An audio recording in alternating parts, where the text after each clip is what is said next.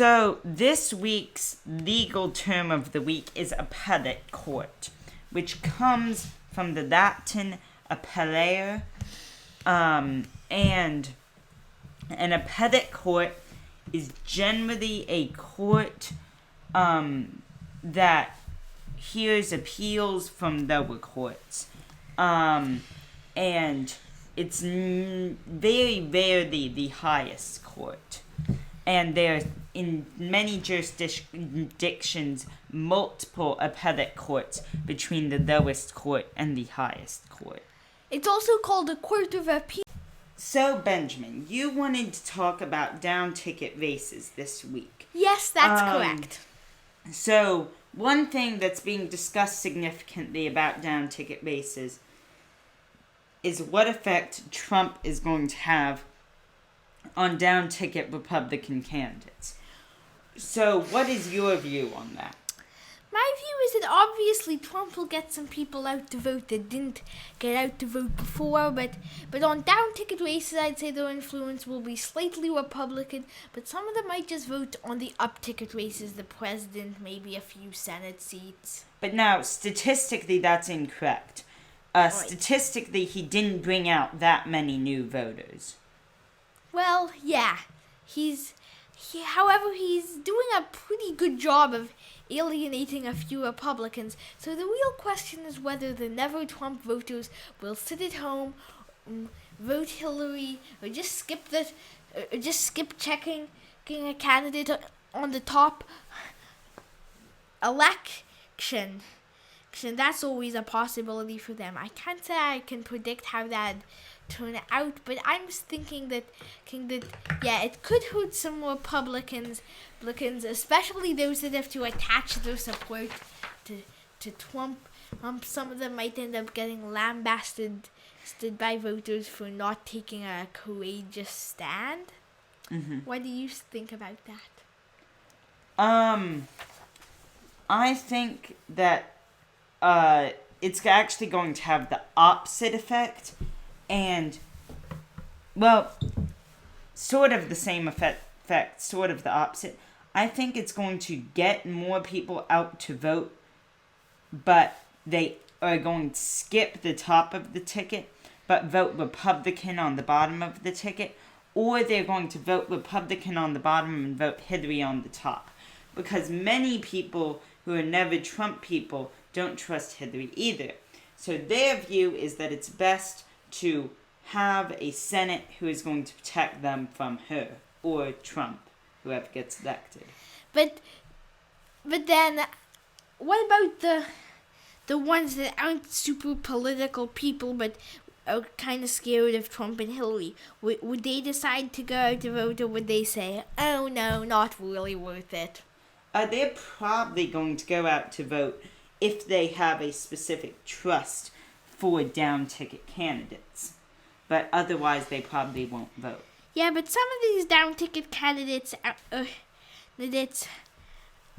Bernie Sanders also has galvanized some Democrats that might not have voted previously into really caring about politics. He's made a lot of people care. Yes, but I think that those people, if they didn't care before, are not going to vote for Hillary. Yeah, but what will they do on the down tickets? Well, I'm not necessarily sure that they'll vote at all, because many of those people were specifically tied to Bernie Sanders, and otherwise really wouldn't vote. And other than that, if they do decide to vote and they vote down ticket, if they were Bernie Sanders supporters, they will almost surely vote with their previous political allegiance or for the Democrat. Yeah, which means that could help the Democrats counter to the balance of people that are Republican and going to come out to vote for the down tickets or whatever you were saying. I agree with that. Yeah, so then who do you think's gonna take the Senate and the House? I'm on the House, I'm not so sure. On the Senate, it's either going to stay split as it is with a slight Republican majority, or the Democrats are going to take the majority. So yeah, you're thinking the Senate could be a close race? No. Oh, yeah, Senate isn't a race. So a close. No. Will laws be passed by close margins? No. You think? Then what do you think is gonna happen with this? In terms of effects on legislation, Yeah. I think it's going to make it easier for whoever wins the White House to pass their agenda just by splitting the party lines, and then putting a few from the other side. But Yeah. I think in terms of procedural matters and non-presidential agenda matters, it's probably going to be less split than previously. And there's going to be more crossing party lines just due to the necessity that comes with smaller majorities. So, essentially, correct me if I'm wrong, but what you're saying, Ying, is that the Senate won't really be very tough for either the candidate if they win, because it'll end up splitting down party lines, and those party lines are likely gonna agree with the candidate. More or less. Alright, so if that's kind of what you're saying, then what about third parties? Do they have a chance to get a seat in the Senate this year? No, they don't. No, yeah, governors tend to veer Republican currently, right? That's what I've heard. It's pretty well split at this point. However, in this current election, especially with the number of Republican governors who are up for re-election and have supported Trump, I think that it's quite possible that trend will shift. However, state legislatures, I expect to remain where they are due to many of the gerrymandering efforts of Republican state legislatures and the fact that many Republicans who have supported Trump are running unopposed. Yeah. So we might see more Democratic government. So this week's legal term of the week is appellate court, which comes from the Latin appellare, and an appellate court is generally a court that hears appeals from lower courts, and it's very rarely the highest court. And there are, in many jurisdictions, multiple appellate courts between the lowest court and the highest court. It's also called a court of appeals, an appeal court, which is kind of a British term, or a court of second instance. Yeah. So that is your legal term of the week, appellate. So, Benjamin, you thought that we should talk about how the media should be reporting on this election.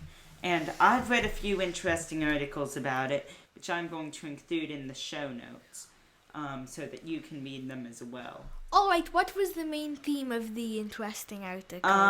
That really the media is doing a bad job of reporting on it because they should be spending more time doing investigative reporting like what has been done about the Trump and Clinton Foundation and about Clinton's emails. And they should be doing more of that and less of this 24-hour news coverage where they're just speculating and doing nothing reasonable. Unless being super excited whenever Trump says something sensible.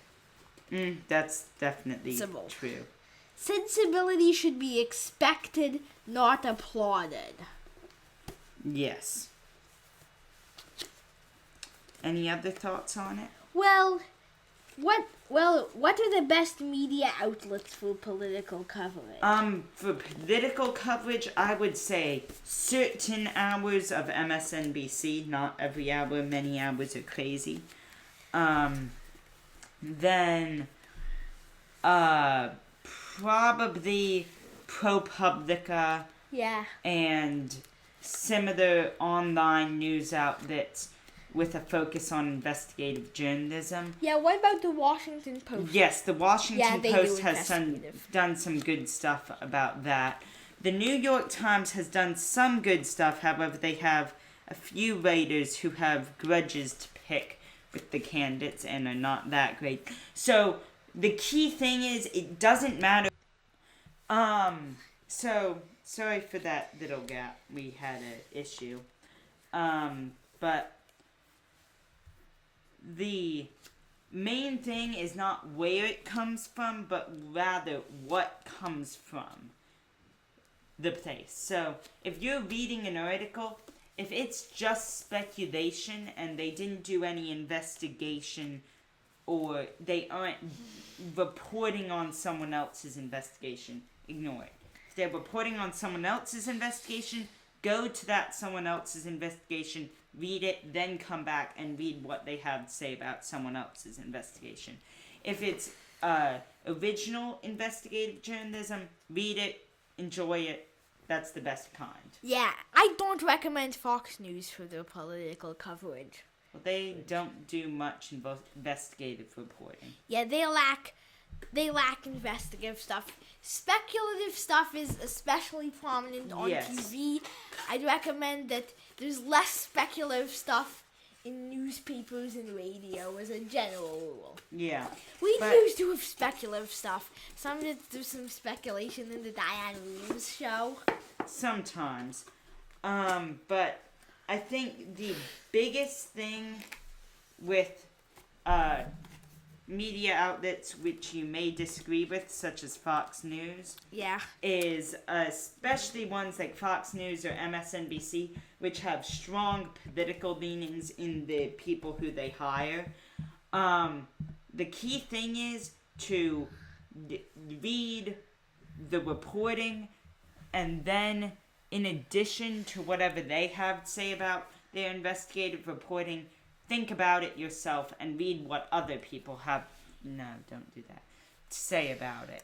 Yeah, and sometimes foreign outlets also have good pieces. Yeah, the BBC had a good piece about Trump's overweightness, which we'll be talking about later. Yeah, and I enjoy reading a lot of their explainers. They're very nice introductions to a topic.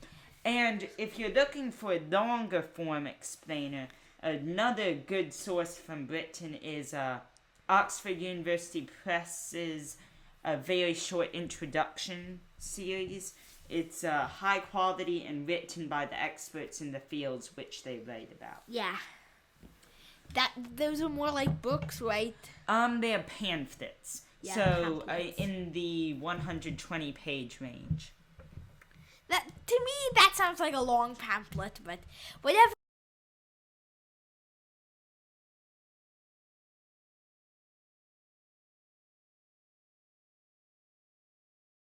So, as we mentioned in our last topic, there's been much debate about Hillary Clinton and Trump's health. So, about Hillary Clinton, it's mainly been random conspiracy theories about Donald Trump and also the fact that she got pneumonia. Which isn't really a big deal. There's plenty of otherwise healthy people who've gotten pneumonia. However, she also had heat stroke at a 9/11 memorial. Which apparently is partially attributable to the pneumonia. Yes.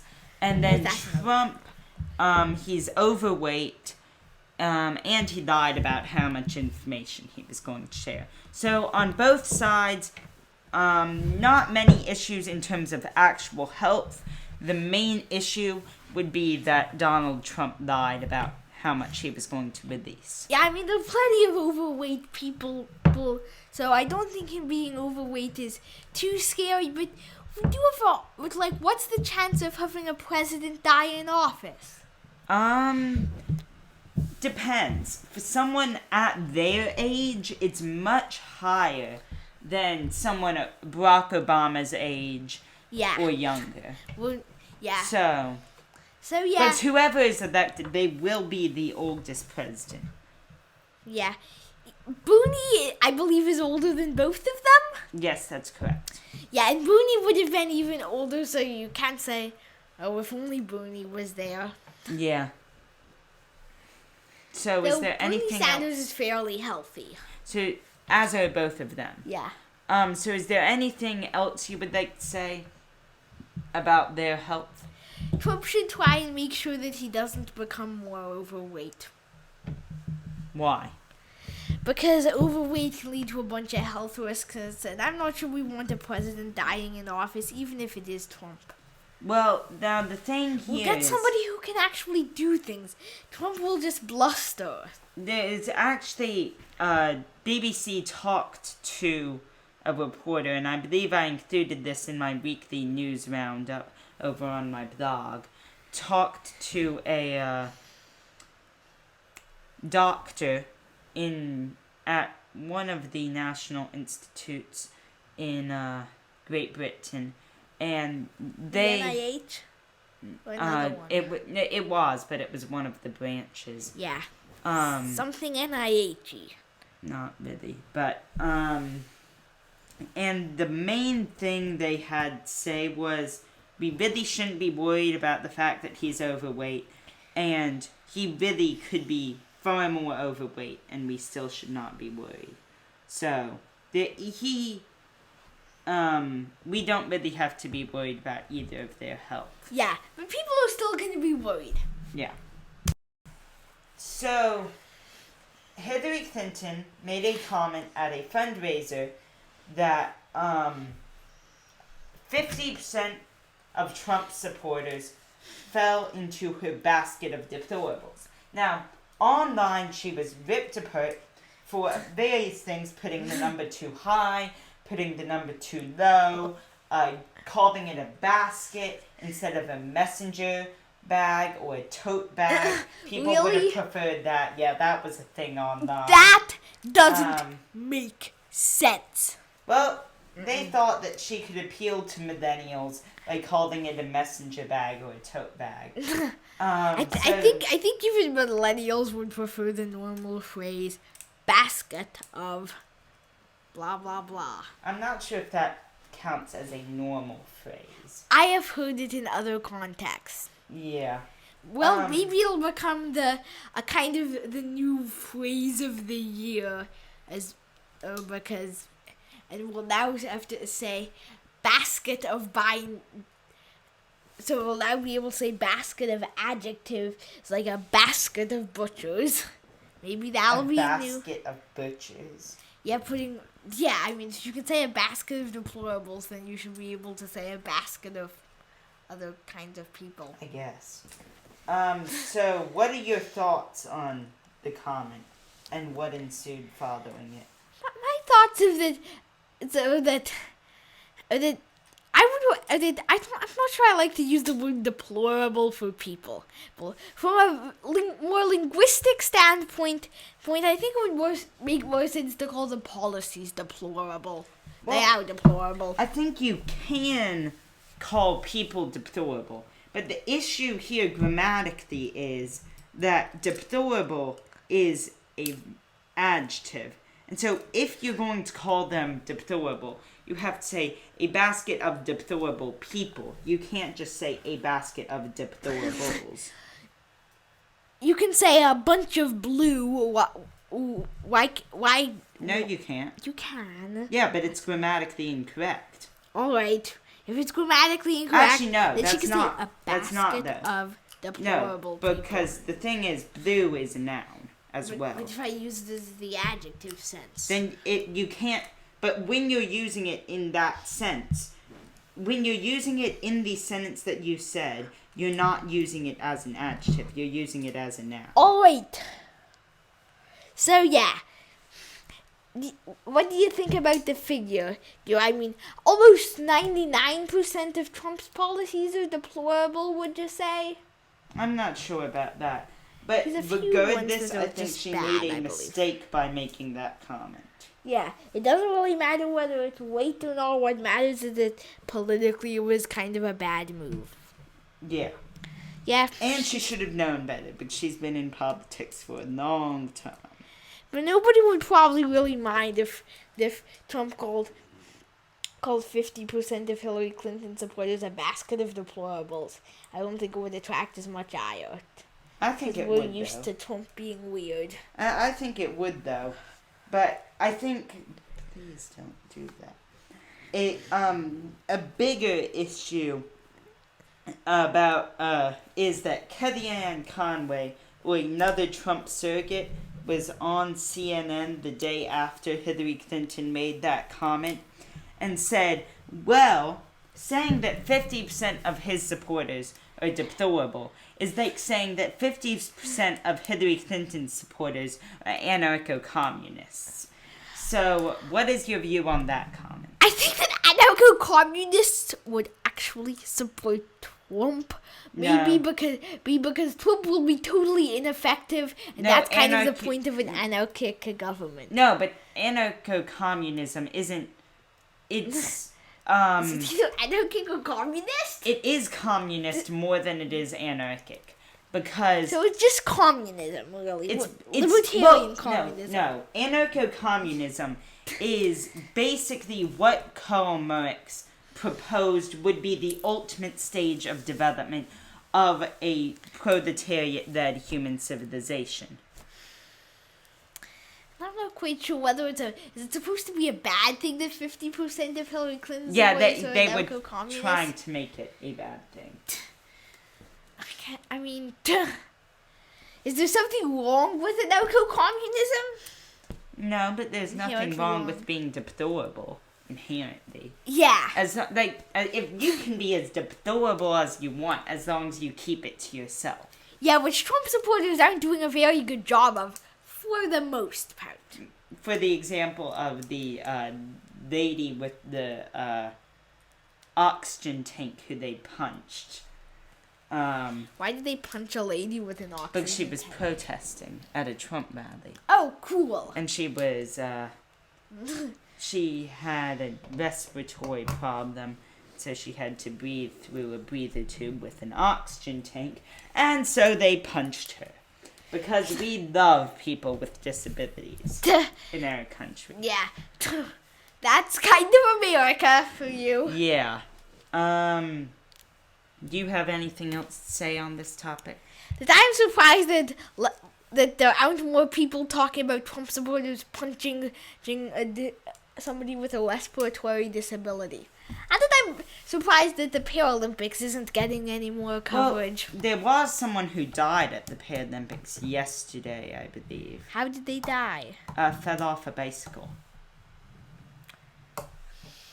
And actually, it's been quite interesting because there have been people at the Paralympics who beat Olympic records. For example, in some of the track and field events. Well, were those people running with... No, legs they were or- visual impairments. Oh, people with visual impairments are now beating Olympic people. That's really cool. Why? Then they can race with the Olympians. No, not necessarily. Why not? Well, they can, but it's harder for them to qualify for the team. And they generally don't try to qualify for the general Olympic team. Alright, but let's get off the topic of Paralympics. Anything more to say about the basket of deplorables? No, so now we will be moving on to our discussion of Trump's deplorable threats.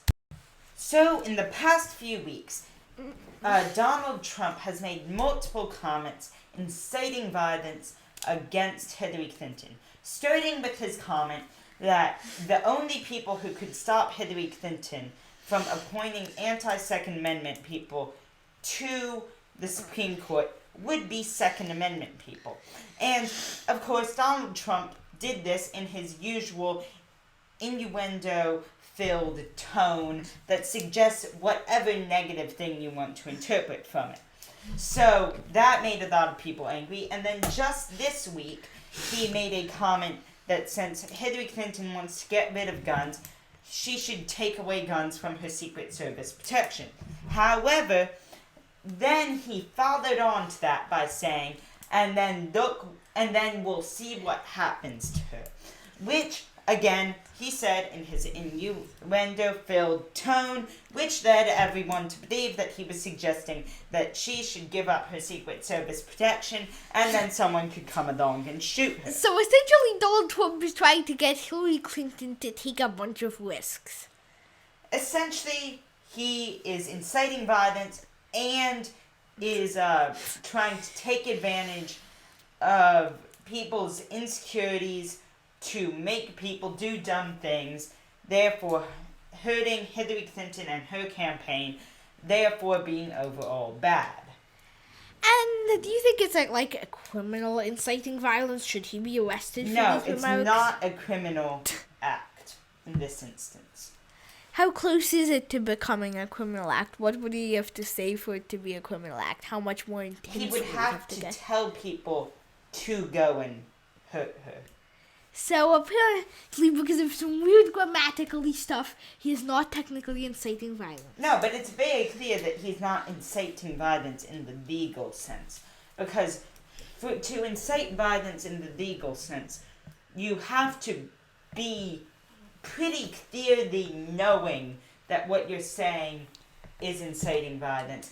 And also, I think Trump kind of knows. Yeah, that but then after all those also, things to you this need to thing. think that you saying it will cause others to do violent things in general. So However, you there think are that- some exceptions. So you think that Trump is naive enough to think that him saying that some bad stuff might happen to Hillary Clinton won't get some of his supporters riled up? No, I think he knows that it will get them riled up. However, I don't think that he seriously thinks that it will get them to hurt Hillary Clinton. But has Hillary Clinton yet had any attempts on people hurting her seriously yet? Any No. serious attempts or just weird threats occasionally? Just weird threats occasionally. Unless, of course, any one of the numerous unexplained explosions. They aren't unexplained. Well, explain them then. They've come from pressure cooker bombs. Alright, so a bunch of pressure cooker bombs near that 5K in New York now. Yeah. Now, And actually, one of them was right down the street from a place I stayed 2 years ago when I was in New York. cool. Almost directly across the road. Where was Hillary Clinton when those bombs were being exploded? Not in New York, I don't think. That's good for her. Oh yeah, and we have Hillary Clinton, Donald Trump is New Yorker versus New Yorker. They Yeah, both have however, very strong New Yorker Most connections. people, well, it's really, only one of them is really from New York. Who's that? Donald Trump. Sanders is from New York more than both of them. Yes, that's And he, because of how it works, represents Vermont. that's what he lives in Vermont. Yeah. He is now, for all purposes, a Vermonter. Yes. But a lot of people mistake that Hillary Clinton is from New York. Because Yes. she's kind of from New York. And they also think that she's from Arkansas. Because there was someone who claimed that they were going to go and talk to every friend she had in elementary school when she was growing up with a Bill Clinton in Arkansas. Where was she actually growing up then? I don't remember where she was at that point. New York, probably. Probably. But that's my guess. So So do she's you- half from New York and half from Arkansas. No, I don't think she's at all from Arkansas. Well, she lived in Arkansas. Yeah. But yeah, So that's now, kind of weird. proceeding onwards to a discussion of poll variability. Alright. So the main reason that we're including this segment is because of a interesting website that I'm going to include in the show notes below our voices, called rocknpoll.graphics. It's called Rock and Pole, presumably. what? Presumably you pronounce it Rock and Pole. Yes, and it's a simulator that goes through, and it basically shows you the huge variability between poles, because you look, and it's set in Polandia. Poland. It isn't Polandia, it's Poland. Another version of it has it as Polandia. So then you go through, you survey people, and it shows you just how crazy they are. And then it goes through and you get your poll results, and then it'll show you the error numbers, show you just how different it is between real numbers and the poll numbers. And then you go through and you can do it for different numbers of voters, and then you can look at different polls and the variability between them. And then it goes through, and let me click through to the page. Hang on. We'll come back when we get there. Yeah, because even using a button called the lazy button, it takes a while. Yeah. And each time the numbers it generates are different because it's generating them on the fly. And so then you get to this page where it does 8 polls, and then it compares them to each other, and then compares them to each other against the original poll, against the election results in Poland. Or Polandia. Yeah. And then it tells you, oh, let's check the difference. And then it shows you there's some really crazy numbers and huge variability. And then it gives you some facts about the variability. And then it carries you on to okay, now what, where it tells you some different things you can look at to learn more about poll uncertainty, and then you can learn more about how it was developed, or play it again. So it's pretty interesting. Yeah. Any other things? No, not Okay. really. So then we can carry on. So, the Dakota Access Pipeline has recently been in the news because a federal court ruled that it could go ahead, but then the federal government said no, it can't on federal land. You have to go figure out another way to do it. Yeah, anything more to about... And Jill Stein got arrested at some point. Yeah, but she's being an idiot and trying to put off stunts. And killing herself in the polls because of it.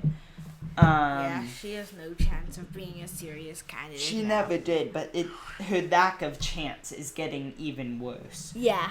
Can't the Green Party put a serious politician as their candidate at some point? Yeah, that would be a helpful start. The Libertarians have kind of managed it with Gary Johnson. Yeah, Gary Johnson. Even if you disagree with him, you can't claim he's not qualified. Because he's a serious politician and he knows how to lead. Yeah, except that he doesn't know where Aleppo is. Yeah, but that's But I'm not sure that Trump knows where Aleppo is. No, but one good thing that Gary Johnson did that I don't think either of the current major party candidates would do is he admitted he didn't know. And that's something that to be a good leader, you have to be able to do. But then it's also helpful to just know some basic information about world events. Clinton manages it by knowing basic information, and Trump just avoids the question. Yeah, Trump just blusters a bunch and yells threats at Hillary Clinton. Yeah, that's a good assessment. So I think that's the Dakota Access Pipeline. Anything else you'd like to say about it? That you can abbreviate it DAPL for convenience. Yes, that's true. So now let's talk about HB2 in North Carolina, which, as I've mentioned previously, is not the only legislation numbered 2, which is really awful. There's Proposition 2. There's SB2. A lot of historically really awful bills from around the country are numbered 2. So that's a fun fact. Look up HB2. Wikipedia has a good list of the different legislation numbered 2.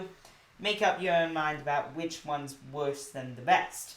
But the interesting thing about HB2 is the North Carolina Restaurant and Hospitality Association, I believe, told this Charlotte City Council that they were told by the state legislature that if the Charlotte City Council rolled back their measure, the state legislature would roll back theirs. And now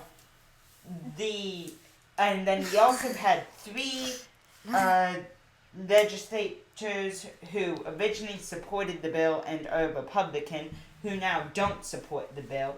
And we had another fact. Well, and then there's also the fact that the NCAA and the ACC pulled out all of their championship games. The SEC we are still waiting on a answer from them about whether they're going to pull their championship games. And the Cary City Council... The SEC doesn't actually do much in North Carolina. But they do a few, apparently. Yeah, they have like one bowl. Yeah. And then also, interestingly, the Cary City Council, which is responsible for, I think, what used to be 4 to 6 different ACC or NCAA tournaments, which now has none after they pulled out. Yeah, they had Ultimate Frisbee, I believe. Yeah, which, interestingly, it's an apolitical city council, meaning that they don't run based off of party affiliations, and they don't take stances on state legislation unless they can get a unanimous vote to do so. So while they did all agree across everyone on the board that they did not like the effects, there is still one holdout on the city council, which is stopping them from denouncing HB2 as a whole, like many other North Carolina cities have done. That apparently the legislature told the Restaurant and Hospitality Association to tell the city of Charlotte. Why can't they just go and tell the city of Charlotte themselves? No, what happened is the state legislature told the Restaurant and Hospitality Association. However, they didn't really want the city of Charlotte to know.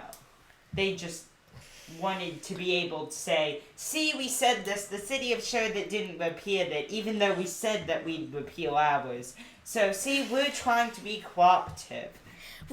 Which is completely false, because I can't figure out why you have to appeal something just because they pass an entirely discriminatory bill. That's a good point. Really that very is there anything else you'd like to say about HB2? The North Carolina needs to repeal HB2 and then put the city of Charlotte's ordinance, essentially, or a variation of it, as law. Okay. So let's continue on to the debates. Alright. Let's discuss the debates. I don't really have anything to say on this, and this is basically just an update about them, so I'll let you tell them about it, then we can continue. Alright, so they picked the moderators. You likely read that online. So there are going to be some presidential debates, and then the vice presidents get to debate. Why does that happen? Is there really a point to it? Which? The vice presidential debate? Yeah. I'm not sure. I guess because they want to make a voter wants to be sure that they can trust the person who would take over if their candidate fails to survive. Yeah, because I don't really see much of a point of a vice presidential debate. Besides, the debates are interesting always. There should be a debate channel that just has people debating things. There are sports channels. Yeah, but be a debates channel. There actually is an interesting proposal to go back to a Lincoln Douglas style debate where there is only a timekeeper and the two candidates ask each other questions, call out each other for falsehoods and such. However, there has been no reception to that idea from the Presidential Debate Commission.